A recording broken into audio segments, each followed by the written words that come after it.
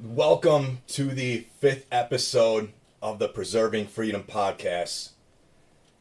The President of the United States of America, authorized by Act of Congress, July 9th, 1918, takes pleasure in presenting the Distinguished Service Cross to Second Lieutenant Air Corps James Kunkle, United States Army Air Forces, for extraordinary heroism in connection with military operations against an armed enemy while serving as pilot of a P-38 fighter airplane in the 401st Fighter Squadron, 370th Fighter Group, 9th Air Force, in aerial combat against enemy forces on 16 September 1944, during an air mission over Aachen, Germany. On this date, while flying as rear man in a squadron on an armed reconnaissance mission, Lieutenant Kunkle noticed that his squadron was about to be surprised by a vastly superior force of enemy aircraft. Unable to summon his leader on the radio, he alone unhesitatingly pulled away from his formation and vigorously attacked the enemy, immediately destroying one of his aircraft. In so doing, Lieutenant Kunkle placed himself in a position to be attacked from the rear and above. When this attack materialized, many hits were registered on his aircraft, which caught fire, burning his face, neck, and hands. Despite his burning plane and the gunfire from enemy planes, Lieutenant Kunkle continued his attack against a vastly superior enemy force and succeeded in destroying a second enemy aircraft, breaking off combat only when forced to parachute to safety when his left fuel tank exploded.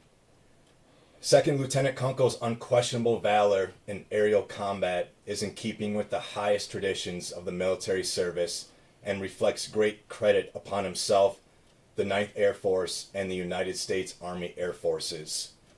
So no introduction is needed after that. We are here in Santa Ynez, California, all the way from Wisconsin, with World War II veteran Mr. James Kunkle. Mr. Kunkle, again, and truly an honor to see you again. It's almost been a year since we last saw each other. That's correct. It is great to see you. You are looking great, sounding great. I have to admit, when we had that parade last year over in Normandy at, I believe, St. Mary's and Glace, I was walking near you and your wife, and I hear the French all over saying, "That's Kunkle. That's Kunkle. There's James Kunkle." I'm like, who am I walking with here? I learn and realize why you are well known for what you did. So, born October 16th, 1922 in New Kingston, Pennsylvania. My wife was actually from Pottstown, Pennsylvania. Oh, really? It's a small world. How was growing up in Kingston, Pennsylvania? It was, I was only there till I was 9. My dad passed away and from injuries from World War One. Yes. And so my mother and I continued what was going to be our move to California. Okay. And so we came out together. Very good. Very good. So growing up, you dreamt of becoming a pilot and inspired by Charles Lindbergh. What was it about becoming a pilot? Why did you want to be a pilot? Well, my dad was very interested in aviation. He wanted to fly in World War One.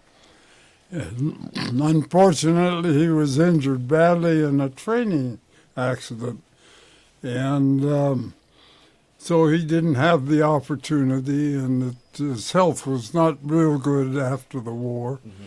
But we never passed an airport that we didn't stop. And we flew, he and I flew together many, many, many times. He'd rent an airplane, we'd go fly. And he loved it, and I loved it. My mother, I think she was maybe 65 when I took her for her first flight. Oh, wow. Was she nervous at all? Oh, no. I took her up in a DC-3, and I was flying, and it was only military, so we had partial seats, and she'd take a hold of the seat on the inside and look out the window. Amazing. Absolutely amazing. Your father passed, as you mentioned, from injuries sustained during his service in World War One. So what was it that he did in the military? What was his job?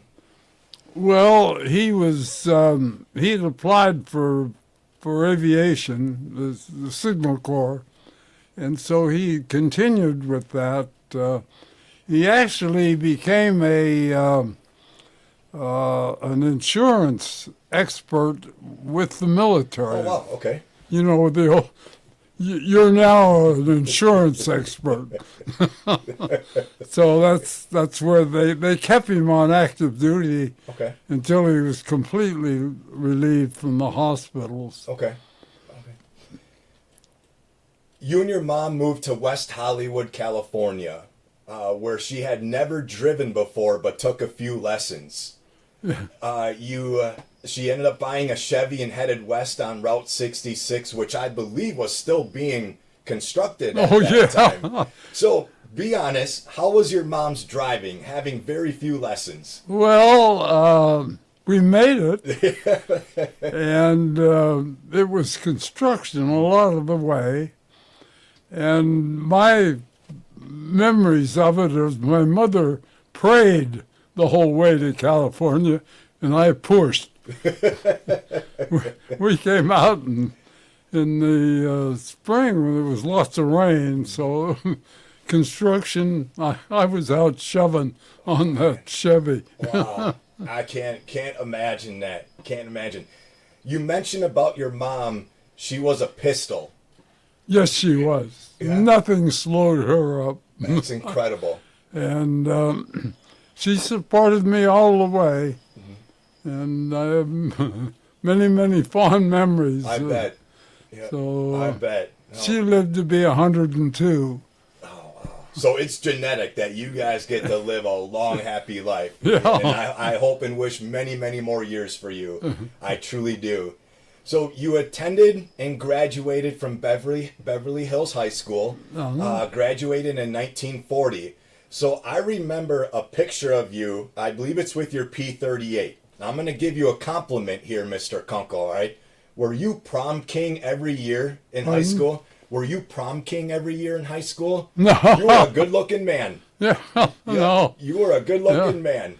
I was, I joined the California Air National Guard, and when the war started in September, I figured that we were going to get in it sooner or later.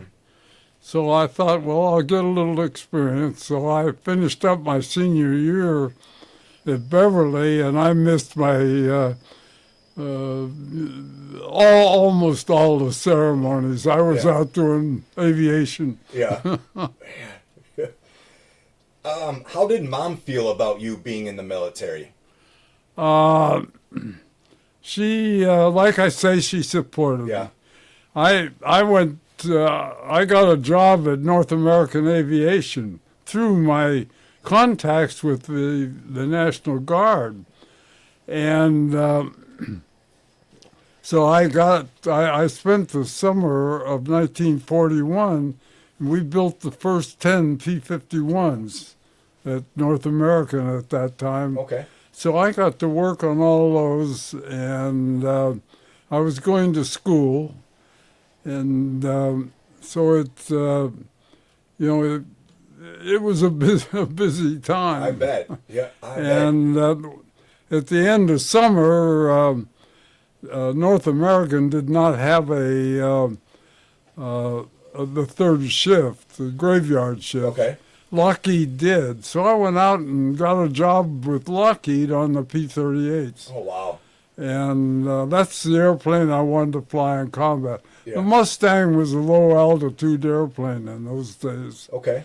And so I spent the whole winter of 1941 through D-Day, or through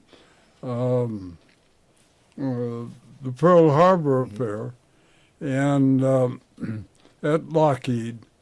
And we went through the the air raid on Los Angeles, which they've never figured out Yeah. what really raided. I think it was the Navy. Yeah. Who knows what they're doing? Yeah. So you were originally released from the National Guard because you weren't old enough. That's What was the age requirement then before the U.S. Well, had entered the war? You had to have your mother's permission Okay. below 18. Okay. So I wasn't about to get that. I knew it. But when I was at North American, I tried to join the Royal Canadian Air Force. Okay. I wanted to fly Spitfires. And she put a stop to that pretty quick. She said, "No signature. When you're ready to go to the Army Air Corps, I'll sign anything." Yeah. Yeah. Good old mom. You're riding horseback on a Sunday morning when a friend, and I believe an actor, came by and told you Pearl Harbor had been attacked. Do you remember that? Oh yes, very well. Who's this actor? I'm trying to. He was. Normally I could pick his name out. You're still all sharp there, Mr. Kunkle.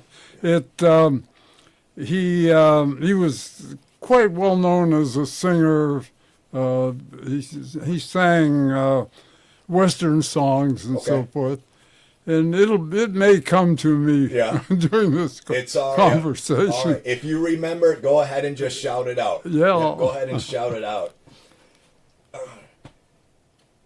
You graduate from primary and basic flying programs. What is training like during that? Oh, it was excellent. Yeah. I got a marvelous instructor who became my lifelong friend. And I went through with no problems. They kept me up on the edge of my seat, though. Yeah. So, but I was determined I was not going to screw up and cause any damage. I'm going to make it to combat. Yeah. Good for you. Did you always have a desire to be a military pilot, or what? I know flying in an aircraft that's building throughout these years. Was it the military that you were born to fly? It was a fighter aircraft. Okay. Single seat, and when they asked me when I went on active duty, I was sworn into the Air Corps. They asked me what my preference would be, and not that you're going to get it, but. So I told them that I wanted to fly P-38s and I wanted to go to England.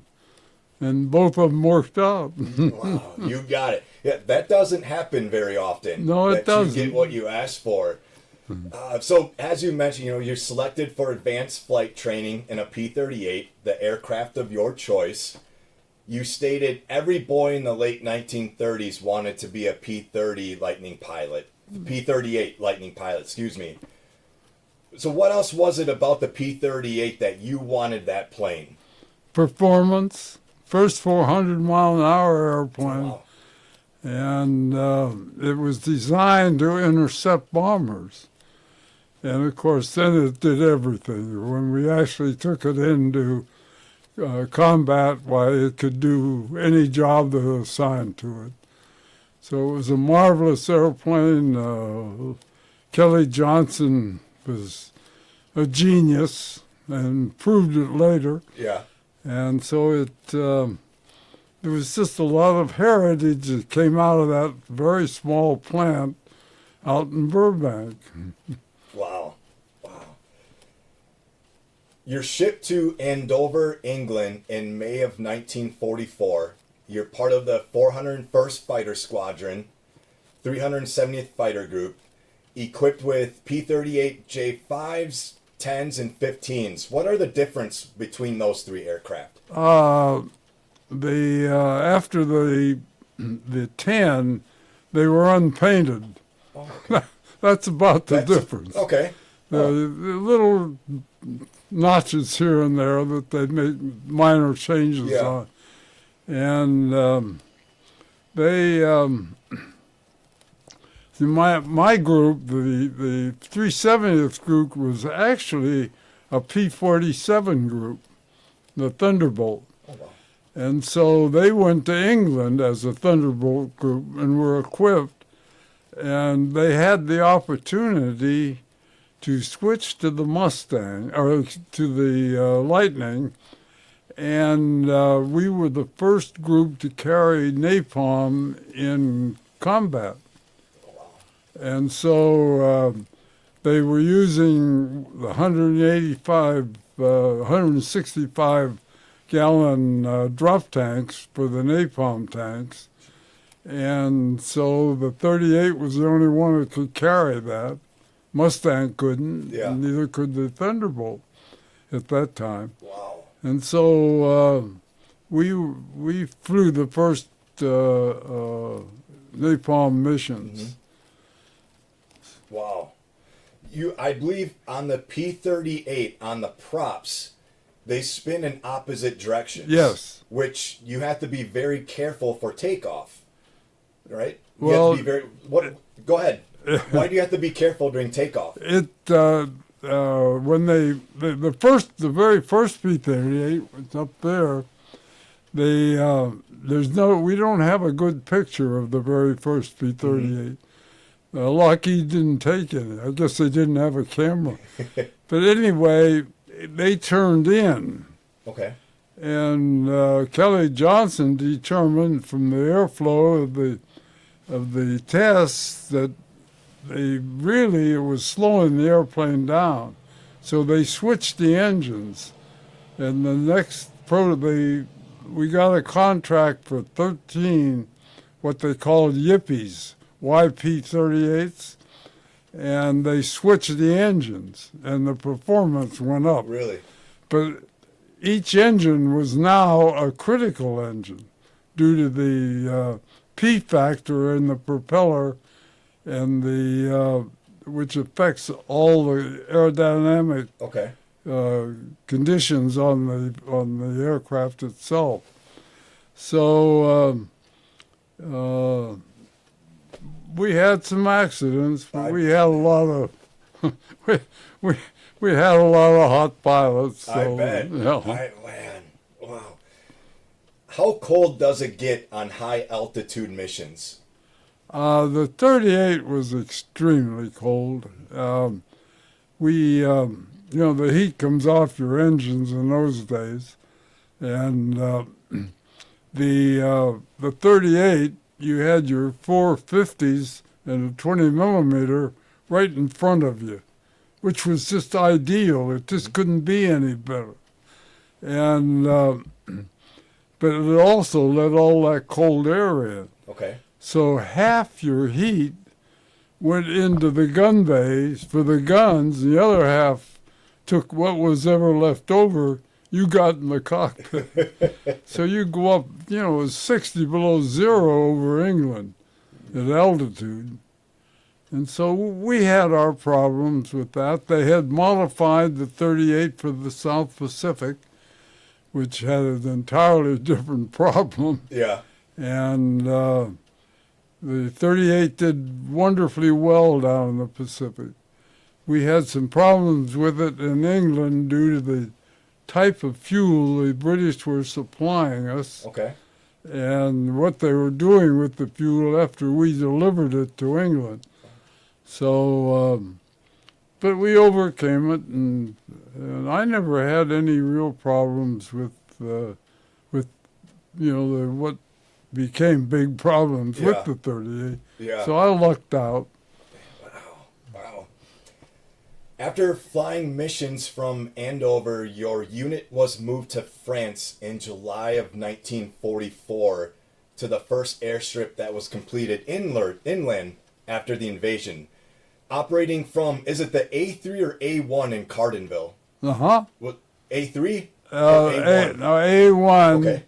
at St. Mary Agli. Okay. And there's a picture up there on the top that was on the old farmer's wall in the big farm that you can see there. He owned that beautiful dairy farm that we tore up and made an airport out. Wow. And so I can pick out my airplane. Really? sitting on the ramp. You'll have to show me afterwards where that's located. If you can recall, because you're near Omaha Beach, correct? At Yes. that time? What does that look like at that time? Oh my God! It's hard to describe. Really. I bet. We flew over it. We were within walking distance of it. We were halfway between Point de Hoc, where the Rangers went up, and Omaha Beach. So we had the whole beachhead right in bicycle territory. Yeah. And we would go down, and what we were looking for was ice cream on those doggone Navy boats that always had ice cream. Did you ever get any or find any ice cream? Oh yeah, Yeah? they'd take care of us. Yeah, good. Very good. A month later, the German 7th Army is trapped in Falaise Pocket. You flew close air support missions, dive bombed German troops as they withdrew from the Allied counterattack. Up to 3 missions a day. Is this exhausting for you? 3 missions a day? Well, yeah, it was. It kept you up on the edge of your seat. I bet. Yeah. And but you know, when I first went over there, I was shooting for the 8th Air Force, because that's where the aerial victories were coming from. They sent all those bombers in to attract all those Luftwaffe fighter craft, and so there was lots of shooting down airplanes, and that's what I was real interested in. Yeah. And to the point that I made a study of the studies of a British fellow by the name of Screwball Burling. And he was probably the greatest deflection shot in the RAF. And so I figured if he was that good, he had to tell me something. So, but I got assigned to the tactical air force. Okay. So I'm worried more about turning inside a tank than I'm turning inside a fighter aircraft. But then you begin to realize those guys down on the ground, they need all the help they can get. I bet. Yeah. And so that's what we were after. Wow. September 16th, 1944, a date you'll never forget. You're on your 36th mission at that time, over Aachen. Aachen, Germany. Supposed to be an armed reconnaissance mission, quickly turned for the worse. Focke-Wulf FW-190s. I saw both 190s and Messerschmitt. And I saw the Messerschmitts. Okay. The JG-26 were known as the Abbeville boys. They based out of Abbeville, France. Okay. And they had yellow noses on them. And they were a hotshot outfit all during the Battle of Britain. Oh, wow. And so forth. So we were tangling with those. We'd see them once in a while, but you know, we didn't get the opportunities that the 8th Air Force saw. And so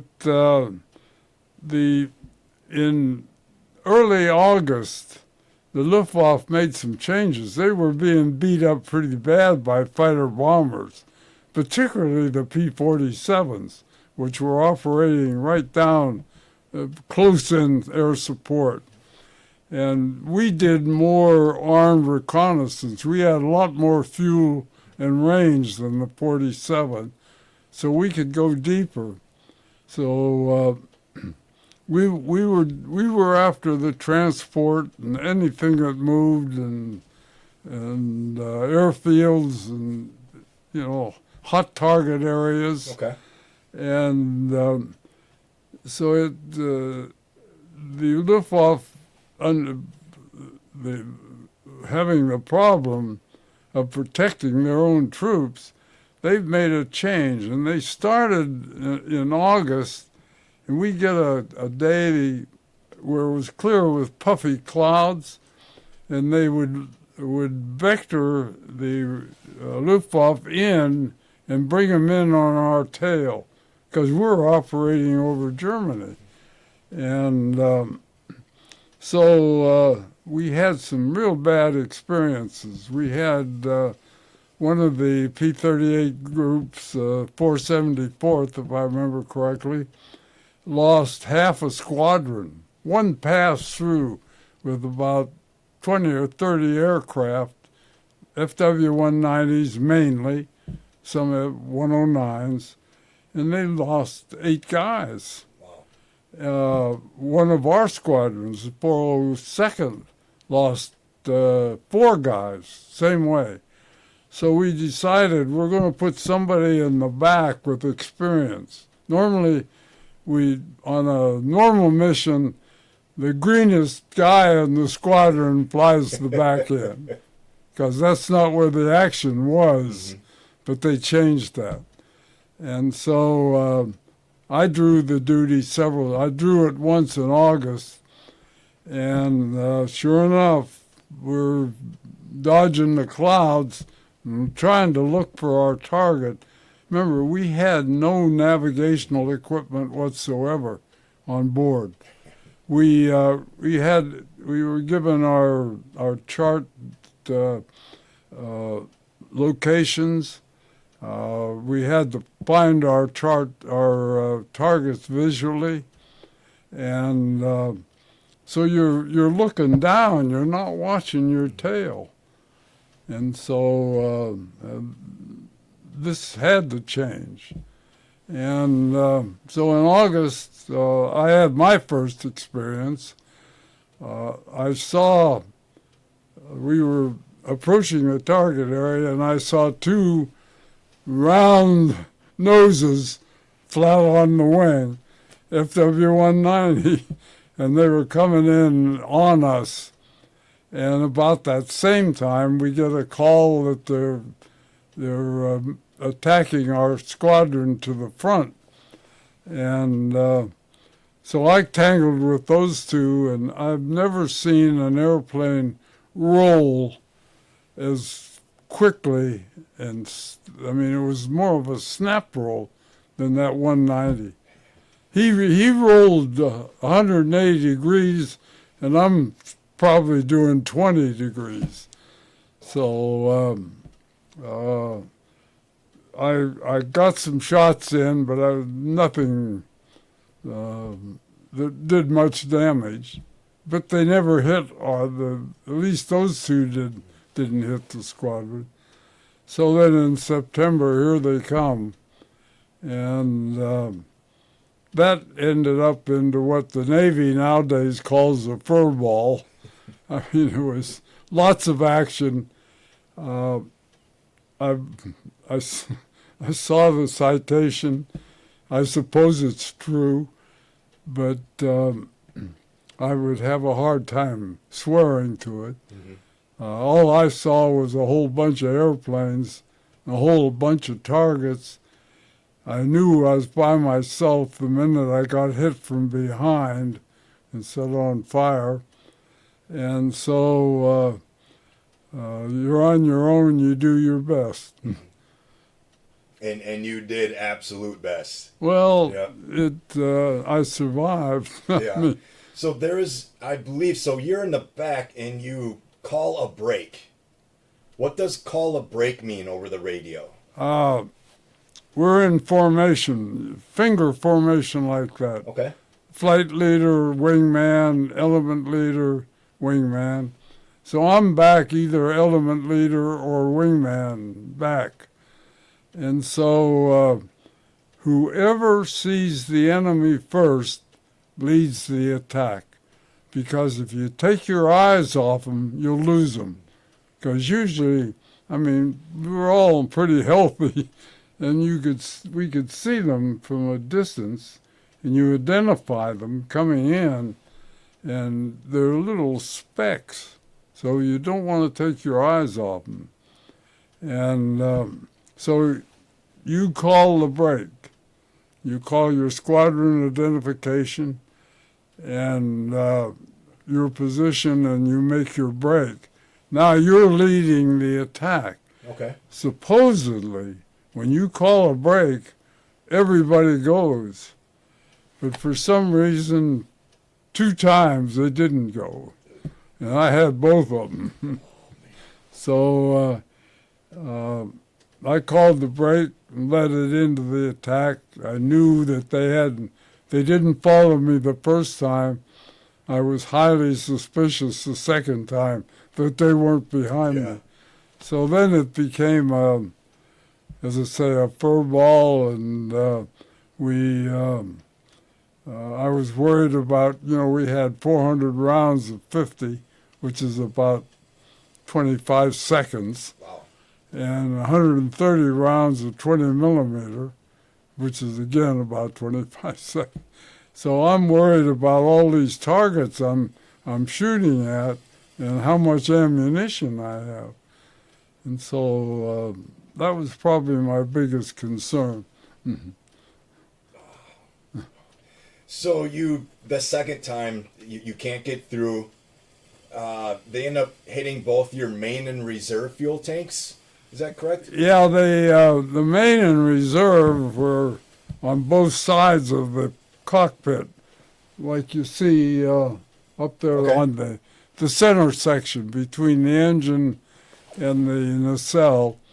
And so you had the 2 tanks, and there was a cold air vent that he actually shows on the painting, on that little fairing that's around the wing. That's a cold air vent that goes in through the fuel tanks, by the fuel tanks, and goes right into the cockpit. And that's where you got all your cool air. And it came in by your left knee. Okay. And I'm engaged with these guys, which seemed like a lifetime.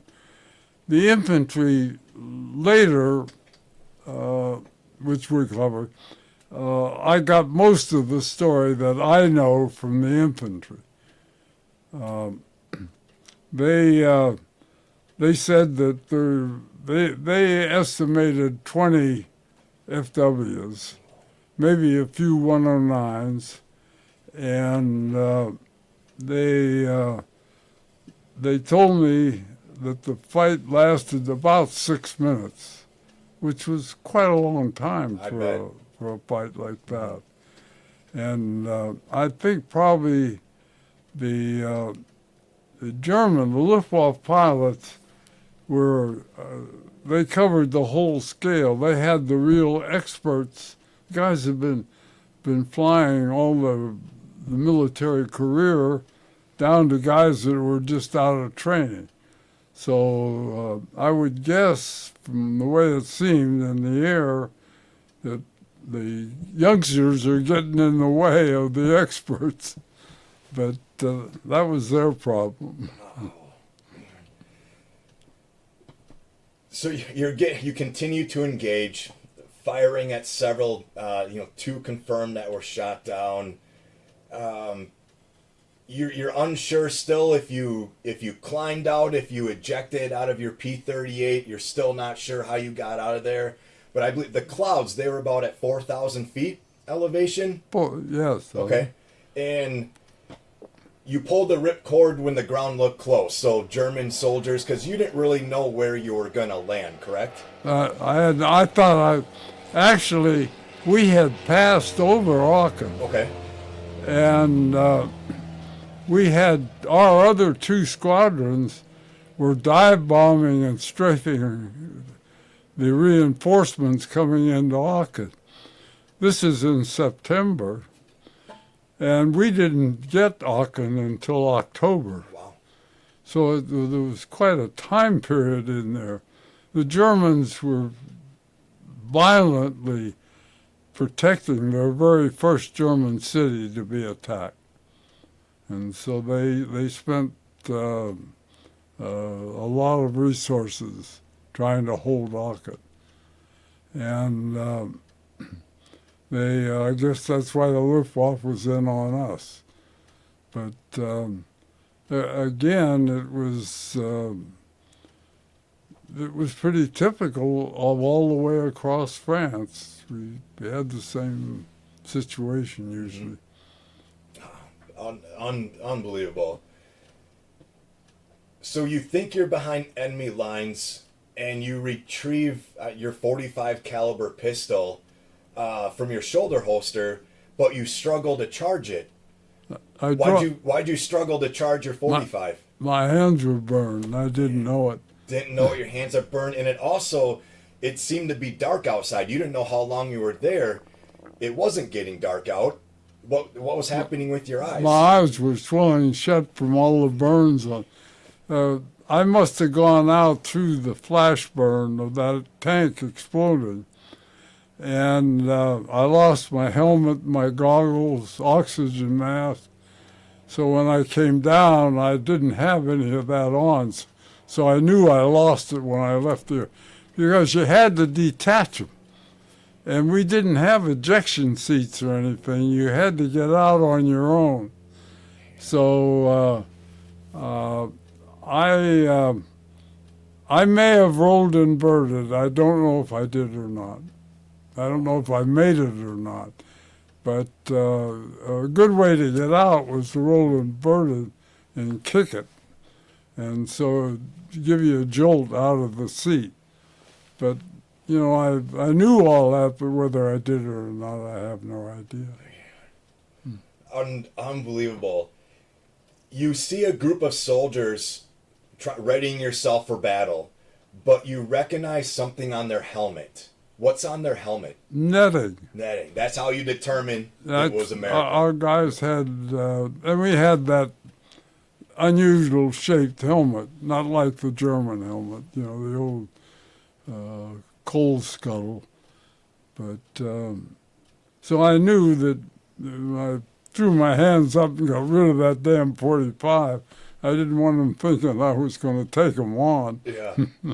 What is if you remember that feeling when you see it's American soldiers there? I mean, I can't imagine. I was glad to see them. Yeah. Because I was sure, yeah. And I was. Apparently, I don't know where I came down, but apparently I came down between our position and their positions, because the 1st Infantry guys took credit for picking me up. And they picked me up pretty fast. And this darkness in my sight was what made me think I'd been down much longer than I really was. Wow, this unbelievable. Severe burns on your face and hands, a broken back, lost your front teeth, spent around 16 weeks in the hospital. Yeah. I kept going back. I went through the American hospital in Paris, and I was in the 45th back hospital up where the 1st Division was operating, and they had just moved in, and they'd taken this little town of Ellendorf, Germany, right on the outskirts of Aachen, and they took it the night before, and my airplane crashed in Ellendorf, and I came down in Ellendorf. So luckily, I came down close to their position, or I'd have been a prisoner. Mm-hmm. And I thought sure I was going to be a prisoner. But so you're right. I was glad to see him. Yeah, I bet. Wow, incredible, truly incredible. You attempted to return to flying towards the end of the war. You were told you'd never fly again, but you're carrying your records around, or it was called a 201 file. It was called. So did the military? They didn't make copies back then. But what did you do with this 201 file? 201 file is my personal records, and as an officer, you carried your own, and I carried mine in my footlocker. I've got the footlocker over in the hangar. Oh, wow. And some of those records are still in it. And I got back to the U.S. and I passed the physical. So I got back on flying duty. And that was my number one ideal position. And it was kind of funny. Yeah, but you pulled some of the records out, correct? Because it made it seem like you were 100% ready to go. Never turned them in. Wow. Good. I Smart. don't remember telling them I would do that. Yeah. Wow. You get sent to Paris. You receive the Distinguished Service Cross, America's second highest award for valor in battle, from General Karl Spaatz. Karl Spaatz. Spaatz, commander of strategic air forces in Europe at the time, awarded the Purple Heart Air Medal, European Theater Medal, European Occupational Medal, French Legion of Honor, and the Belgian Croix de Guerre. Credited with 5 destroyed German aircraft, but after further review, it sounds like a bunch of NFL referees here upon further review, but only had 2 confirmed due to your gun cameras being destroyed with your P-38. What do these cameras look like on these planes back in World War II? Oh, just a little camera, shot, if I remember, 16 millimeter. They were right in the nose on the P-38. And your 20 millimeter cannon was right above it. So you didn't get the best pictures because of the flash. If you were firing the cannon, you were losing some of your pictures. And in order to confirm, you had to have a visual from somebody else confirmed, or you had to have your gun camera, or both. I had neither. I don't know how they confirmed 2 for me. The First Division, right, who was watching you? I have an idea that that's where it came from. Yeah. But I don't know that. Wow. You've flown numerous aircraft. The first U.S. jet aircraft. If I get any of these wrong, please let me know. The P-59A Aerocomet. Yep. I believe this aircraft had quite the nickname. Do you remember the nickname for that? Well, we called them blowjobs. Yes. Yep. Why that name? Well, they blew hot air out the tail. You flew the P-51H Mustang, B-17 Flying Fortress, B-24 Liberator, B-25 Mitchell, B-26 Marauder. Yeah. Is that what it's called? You logged time in the P-39 Airacobra, P-47 Thunderbolt, P-63 King Cobra, FM-2 Wildcat, and F-6, F-5 Hellcat fighters. Flew America's first operational jets, the P-80 Shooting Star and P-84 Thundercat. Is there anything you feel you couldn't fly? No. Actually, they all fly about the same. And you pull back and they go up and push forward and they go down. And it's just taking the time to know the airplane before you fly it. And so I always felt very confident getting into a new airplane. Yeah. So it's the same, Yeah. whether it's Piper, Cessna, doesn't make any difference. Yeah. What, to this day, is the P-38 still your baby? Is that your favorite yeah, one? I love the 38. Yeah. It was a great airplane. Yeah. You are a member of the Caterpillar Club, an informal association of people that have successfully parachuted to bail out of a disabled aircraft. Who came up with the name Caterpillar Club? That happened back in the 20s. Okay. That's when the parachutes were made out of silk. So the Caterpillar wove the silk that made the parachute. So as we got nylon chutes, but they still called it the Caterpillar Club, and they still do to this day. Okay. So Ruth got Charlie Plum, our neighbor up here, his caterpillar pin. Really? Yeah. I He, did- he bailed out of an F4. Man. Wow. When I first heard the name, I'm like, there's got to be like a cooler name than a Caterpillar Club. But now that you explained it, I understand why they call it that. Yeah. So amazing. When you returned home from the war, who was the first person that you saw? Do you remember? I would have been a Newport News. Mm-hmm. First person family I saw was in the Union Station, Okay. and my fiance and her whole family and my family and my mother, and they met me at the station when I got in there. But at Newport News, I got off the boat, oh, it must have been 5 o'clock in the morning, and we jiggled the lock on the Ulcers Club because it was there was no place else to go, and we got in. And there was a jukebox in there, and the Andrews sister was rum and Coca-Cola. We hadn't heard that in England yet. What's the feeling like of being back home?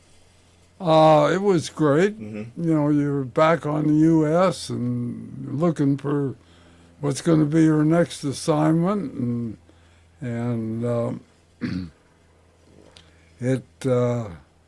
there's always that feeling of excitement. Mm-hmm. So it was good. Yeah, I can't imagine. I was so damn tired. I went back to the squadron 3 times. Wow. I went back the first time they welcomed me.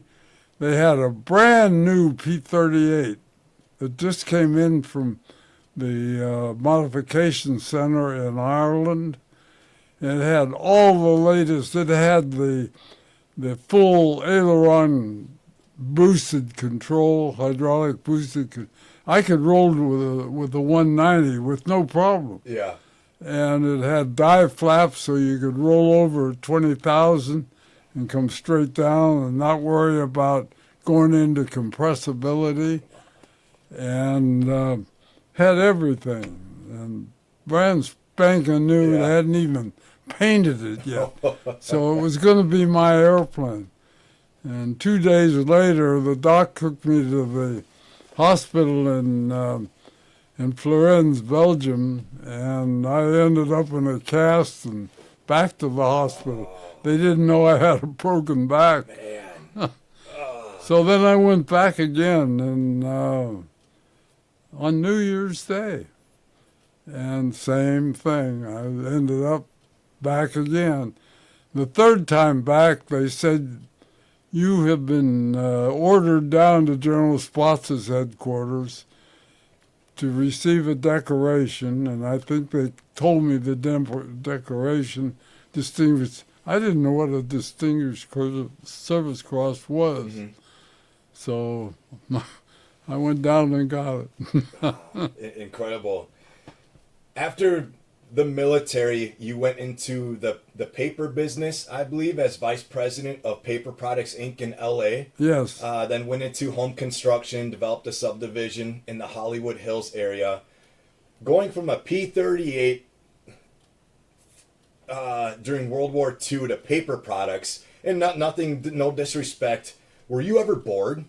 I'm just, the adrenaline of being a P-38 pilot, World War II, and then coming home and doing this job. How'd you feel? Well, I had some money invested, and all of a sudden I get home and I had a partner with it who was my father-in-law and his father were very close friends. And he was the executive vice president of Crown Zellerback Corporation. So it's in the paper business. So Dick McDonald and I ended up with this little company, and we were operating, and I took over the plant. And so I'm worried about inventories and plant conditions. And I kept finding we were running out of inventory all the time. Well, we shut the thing down and took an inventory, and all of a sudden my share, I owed $20,000 to Crown Zellerback Corporation. So now I got to go up and explain to Mr. Zellerback how I'm going to pay that. And McDonald, my partner, he's got the same problem. So our father's laws and so far stood back and said, "You're in it. What are you going to do with it?" So we said, "We're going to pay it." Wow. And so I didn't have much time to think. I bet. Boy, I was working 7 days a week. Yeah. And we turned it around, and it had been, it was the guy that did it, that ran up the inventories, was not cheating. Mm-hmm. He was trying to cover. It was a problem of facing up to the facts that he was losing money. Yeah. You returned to your calling in the aviation business. You went into aircraft sales, fixed base operations, developed airport facilities across the U.S. and Guam. I'm curious, did you ever fly into an airport and have air traffic control tell you that the pattern is full or the runway's full? And did you ever respond back with, "Do you know who I am? I'm Jim Kunkle"? Anything like that? Yeah, no. No. I was kidding. I assume I wouldn't even have gotten a chuckle out of that one. They say, "Well, who in the hell are you?" I had to ask. Oh. So you're coming up 102 years old. You're barred from flying solo. Was that doctor's orders? I haven't heard any orders yet. I know. I'm giving you. I think your wife said no more flying solo, and she's here with my wife. But beautiful wife, Ruth. It was a pleasure meeting her as well back in Normandy. Where did the two of you meet? You and Ruth? Denver, Colorado. Okay. She was the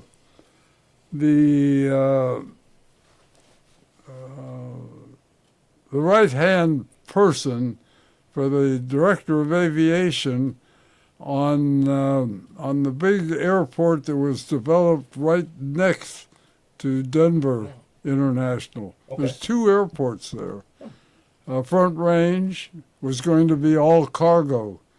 That's where Ruth was.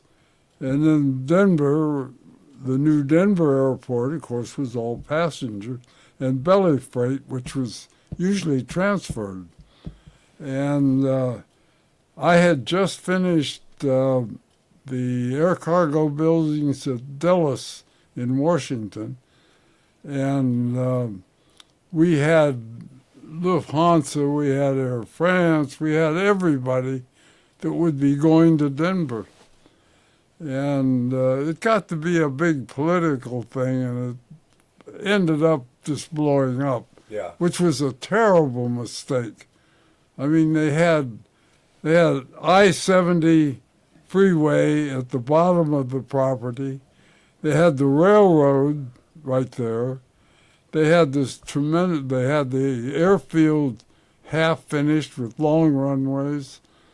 And Denver's sitting over here with passengers, and they've gone broke. They were trying to get all the funds out of our development for the Denver airport, which was a terrible mistake. They could have had the greatest communion of cargo for central development for the whole U.S. out of Denver, right there. Yeah. And they blew it. Wow. So that's what I was doing in Denver, and so I don't tell Ruth this because she got mad when I did it once. She said, I went into the meeting, and I'm meeting with the director of aviation of the airfield, and this mouthy gal every time the director needed an answer, he'd ask her. And so I'm getting all this. So I said, well, I guess you know everything there is to know about this whole operation. The 80th anniversary of D-Day.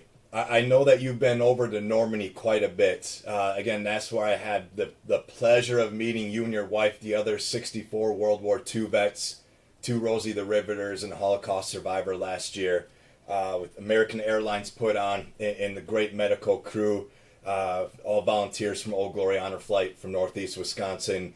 How was that experience for you last year, the 80th anniversary of D-Day? Oh, it was marvelous. I was meeting all of you folks and the care you took of us, and it was a premier trip. I mean, it's very fond memories of the whole thing. Yes. And I still have trouble with that damn one pill. Oh, God. I hated that damn pill. I bet. Yeah. All good. It's all good. Yeah. No, absolutely. So I like to ask every guest that I have the same question. And we'll wait for this plane to fly by here. Yeah. So, if you could give a message, words of wisdom, words of advice to our armed forces today, with your experience during World War II, what would you want to tell them? Well, that's really a pretty easy question, and it's amazing how it's worked out. I've been adopted by the Navy, and so you can see up here, those are Navy squadrons, and I have been to up to Lemoore in Central California, where the big Navy base is, and we've been to parties, we've been to all sorts of events, and I've talked to a lot of them. And Charlie Plum, who is my neighbor up at the other end of this, Charlie spent 6 years in the Hanoi Hilton as a prisoner. And he's an motivational speaker, very successful. And so I spent a lot of time with him. So I have talked with him as on the programs. And unusual, the Navy has lady fighter pilots. And I have been approached by those ladies, and they would ask the same damn question. They say, what do you do when you're in what seems to be a hopeless situation? And, my answer is, you're based on your training, what you got up here. I said, I used to spend at least a half hour when I first went to bed thinking about aerial tactics, deflection shooting, what do you do when, talk to experienced people. I had an old sergeant pilot, RAF, gave me 2 pieces of advice in England before I went on combat. He said, if you got Jerry on your tail, do something violent. He said, don't cruise around. He said, do whatever violent maneuver you can develop. And the other thing was, watch his exhaust, because that's the first indication of what's going to happen to that airplane that he's in. Either he's going full bore, he's chopping it back, he's trying to get you to overrun him so he can get a shot at you. He said, these guys are tricky. And so I used them a few times. I bet. And so in talking with the Navy pilots, like I say, I've never had a male ask me that question. I don't know if it's what the reason is, Yeah. but the ladies think about it, and obviously they want to think about what to do. So, No, that's incredible. And I have to admit, because I asked that same question at the end to every guest that I have on, and there has been a couple other, I've only done 5 World War II vets so far.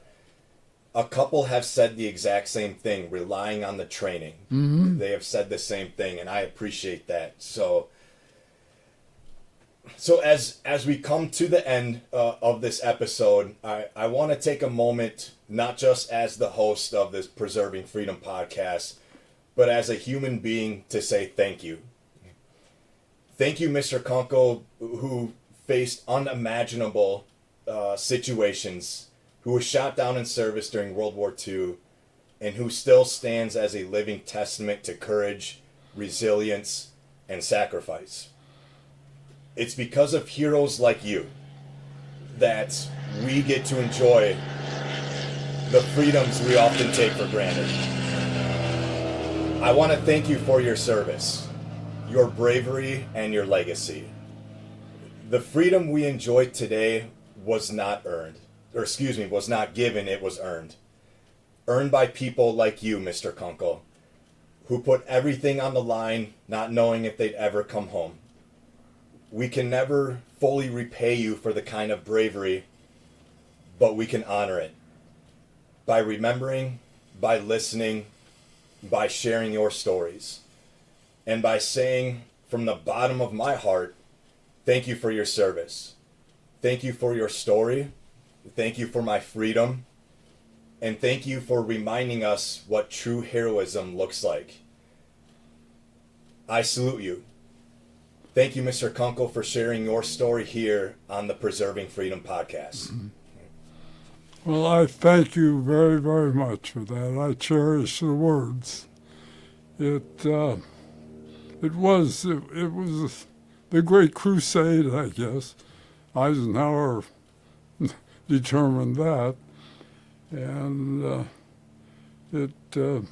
I think we got the job done. I would say that and more. I've said this to I've had nothing but World War II veterans, which has been phenomenal. But I shared the same thing. That trip last year to Normandy, that week, because my grandfather was in the Battle of the Bulge, and that's the one regret. If I could spend one day with him, I would want to ask questions about it, if he's willing to share. But you all taught me that week in Normandy for the 80th anniversary of D-Day why you will always be called the greatest generation. Phenomenal. You all truly phenomenal. I know, and what's even better about it, or one of the other aspects, you received an award second to the Medal of Honor. Amazing. But I believe, and if I'm wrong, correct me, the awards, the medals, that didn't matter to you. You were out there doing a job, doing everything you could to make sure your men, were coming home safe. And that is what I just truly admire about all of you. The purpose was bigger than you. And I just, again, I can't thank you enough, Mr. Kunkle, for showing me that last year. And again, reminding me why we will always call you the greatest generation. I appreciate you. I thank you, sir.